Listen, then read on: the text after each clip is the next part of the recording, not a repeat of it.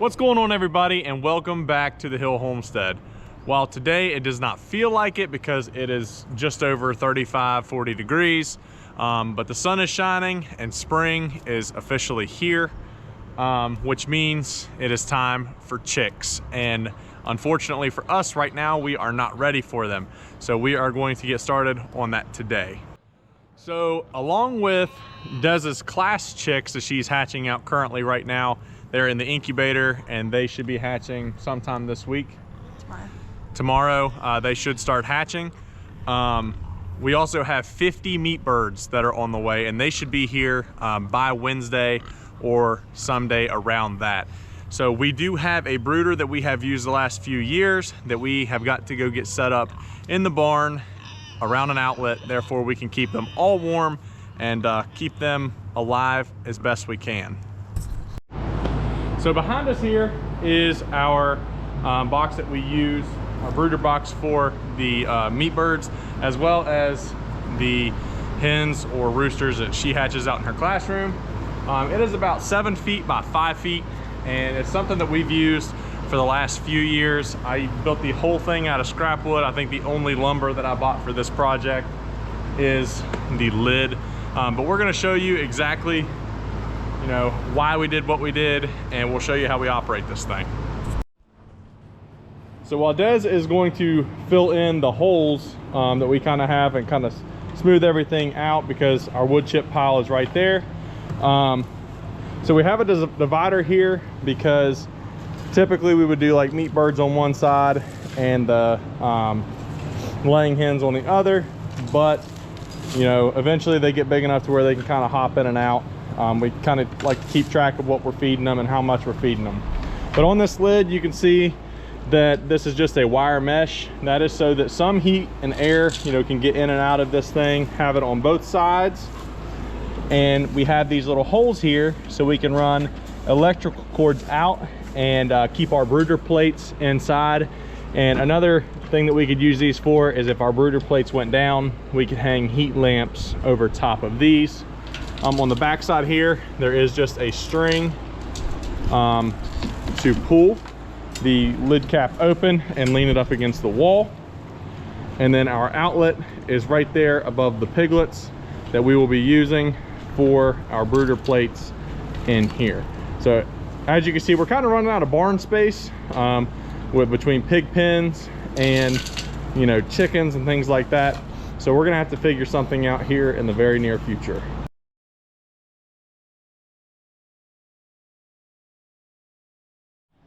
Now that our edges are secure, none of them can get out in either of our corners or anything like that. So now we're going to show you exactly what we put in here and why.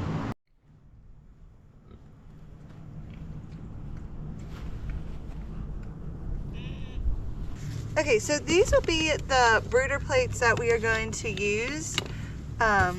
We use the plates instead of a heat lamp because these are much safer for your barns, and just all around, I think, better for the chicks. On these, you can angle them so they can get in and out of the heat and as close to the heat as they need to. So we'll leave it on the 1, and then I'll put the next one on the 2 so it's at a slant so that they can come back here and get closer to the plate, or they can get a little farther away, and they can run in and out as they need or feel fit. You have 2 options. You can put it on brooder or you can put it on heater. We got these at Tractor Supply. It is hard to keep them pretty clean because they do like the heat. Also, if they come over here, they can hop up on top and sit on top of the heat, so it'll be warm also for them that way. But sometimes they poop on it, so it can get a little dirty, but that's okay. And then so we have 2 of those. We'll put the legs under on the other side so that they're slanted, and then as the chicks grow, we'll move it and put the back on the 2 and the front on the 3, so it kind of will sit like this way. And then by the time, then we'll put both of them on the 3 so it's all the way up. And then the next step will be for them to go outside, because then they won't need the heat anymore. We have a couple options of feeders and waters. This is the water that's smaller that we'll clean up and use in a smaller, like my classroom. That'll be a water for there. But for the other guys, we'll use these bigger waters. This is the waters that'll go in the brooder. We'll set them up a little bit so that they can't kick the sawdust and things inside of them. And then these are the different kind of feeders. We'll use these because there's 50 of them. For chicks, we'll probably put 2, but then as they grow older, we'll probably throw a 3rd one in there just so everybody gets plenty to eat and there's no fighting. In my classroom, I'll use little feeders like this though, since there will be only a few of them, like that. This will be the brooder that we use in my classroom just because it's smaller and easier for the kids. We keep this on top so nobody flies out, and it's easy for the kids to see inside on the top half of it.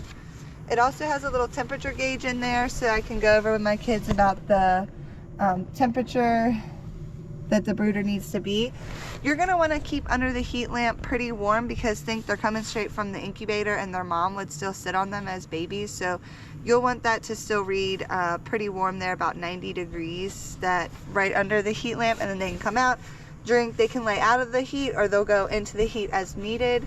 You don't want if you are using a heat lamp, you don't want the heat lamp to sit too low to the ground or cover the entire brooder box because chicks will still want to be able to get out of the heat as needed. So if you're using a heat lamp, put it up high enough to where it only covers about half or a corner of it so that the chicks can go in and out of the heat as necessary or as they want to.